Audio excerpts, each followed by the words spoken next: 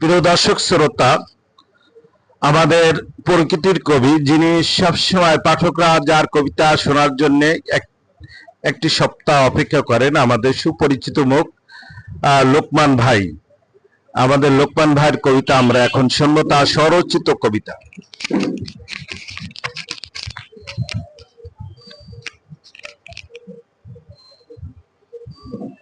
আসসালামু আলাইকুম রহমতুল্লাহি ওয়া বারাকাতুহু। আমার আজকের কবিতার নাম কবি ও কবিতা।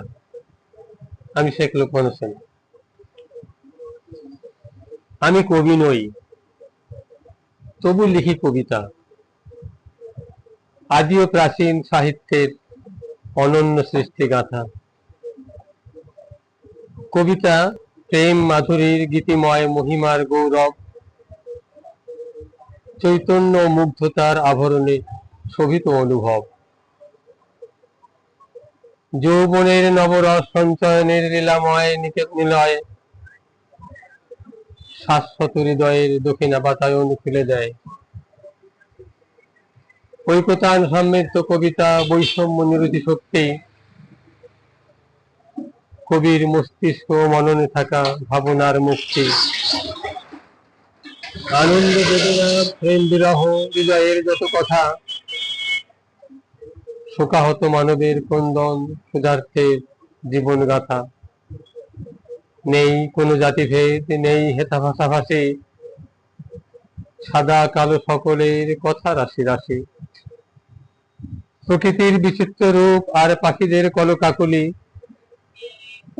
বিল ঝিল নদী সাগর নানা রূপে বিন্যাস পুষ্পকলি। পাহাড় বনানী মরুভূমি আর বন্ধুর সমতল, গতিশীল জলপ্রপাত ঝর্ণাধারা আর বরফ অঞ্চল। এখানেই শেষ নহে দেশ হতে মহাদেশ, সমাজ রাজনীতি দর্শন ইতিহাসে আঁখি অনিমেষ। ছুটে চলে কবিতা সমকাল হতে মহাকালে, অস্পৃশ্য অসুচি গরিব মরে ধনির জাতাকলে। কবির উপমা করে চমৎকৃত মানব হৃদয়, প্রকৃতি ও মানুষের আর্তনাদ মন ছুঁয়ে যায়। শুরু আছে নেই শেষ ভাষা অনাবিল, অক্ষত চিরজীবী উপজীব্য সুকোমল অনুভূতি সংবেদনশীল। আর আছে আর নেই এমন তো নয়, কিছু কিছু কবি ও কবিতা শাশ্বত রয়।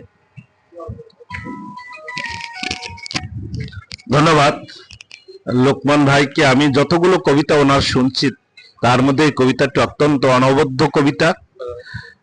আমি আশ্চর্য হয়ে যাই, আমাদের এই আসলে যারা কবি সাহিত্যিক আছে বাংলা সাহিত্যে, তার সাথে কিছুটাও তুলনা করা যায়। আমি তার দীর্ঘায়ু সুস্থতা কামনা করছি এবং পাঠকদেরকে তাকে ভালোবাসার জন্য অনুরোধ করছি। ধন্যবাদ।